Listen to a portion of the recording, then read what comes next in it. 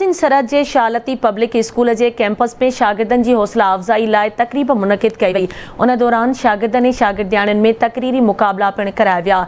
उन हवाले सां रिपोर्ट कयो आहे अब्दुल हई सावंत। सरहद जे शाह लतीफ़ पब्लिक स्कूल जी कैंपस में शागिर्दनि जी ज़हनी वाध वेझ लाइ तक़रीब मुनक़िद कई वई, जंहिंमें वालिदीन ऐं शागिर्दनि वॾे अंग में शिरकत कई। तक़रीब में हिक साल जी शागिर्दनि जी कारकर्दगी पिणु पेश कई वई ऐं शागिर्दनि ऐं शागिर्दियाणियुनि में तक़रीरी मुक़ाबला पिणु कराया विया। उन मौक़े ते पोज़ीशन खणंदड़ शागिर्दनि ऐं शागिर्दियाणियुनि तनवीर अली, हुरैन, शहदाद अली, अब्दुल राफ़ी, राणा अनफ, फरहानुल्लाह, अब्दुल रऊफ़, फहद अली ऐं ॿिनि खे ट्रॉफियूं पिणु पेश कई वियूं, जॾहिं त समूरे स्कूल में पहिरीं पोज़ीशन खणंदड़ ज़हीन शागिर्द अली रज़ा खे पिणु शील्ड ऐं इनाम ॾिनो वियो।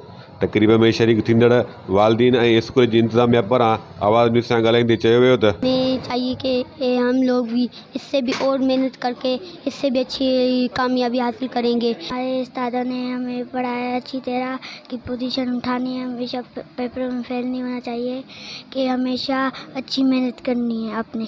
असांखे टीचर जो समझाइन था असां उनते अमल कयोसीं, जेको टीचर असांखे लिखाइन पिया पढ़ाइन पिया उनते असां यादि करे असां तॾहिं असां कामयाब थिया आहियूं। हिकिड़े साल जे अंदरि ॿारनि तमामु घणी महिनत कई आहे ऐं बहितरीनु जेको उन्हनि परफॉर्मेंस पेश कई आहे ऐं उन सां गॾो गॾु जेको हितां जो जेको माहौल आहे स्कूल जो उहो सुठे तरीक़े सां असां कोशिशि कयूं पिया त उनखे वधि खां वधि बहितर बणायूं। हिकिड़ो जेको एजुकेशनल सिस्टम हूंदो आहे उनखे उन तरीक़े सां हलाए। मुंहिंजो जेको नंढड़ो आहे हिन साल जे दौरान 3 भेरा जेको आहे पोज़ीशन में आयो आहे। सभिनीनि जेको आहे जेके बि उन जा मीड टर्म एग्ज़ाम थिया उन्हनि में ॿार जेके आहिनि पंहिंजी महिनत जेको आहे जारी साई रखनि था पिया, जहिड़े तरीक़े सां नताइज ॾियनि था पिया। इन तरीक़े सां जेको आहे अल्हम्दुलिल्लाह अचण वारे वक़्त में बि जेको आहे असांजो जेको स्कूल शाह लतीफ़ कैंपस 1 जेको आहे बहितरीनु नताइज ॾींदो ऐं जेके टीचर हज़ार महिनत कनि था पिया, इहो सॼो उन्हनि जी महिनत जो ई नतीजो आहे जेके स्टूडेंट्स नी उहे एतिरो बहितर जेको आहे रिज़ल्ट ॾियनि था पिया। इहा ई प्लानिंग आहे त जीअं हिन साल असांजे स्कूल जी बहितरीनु कारकर्दगी आई आहे ऐं साईं जे मनसूबे तहत असां कमु कयो आहे,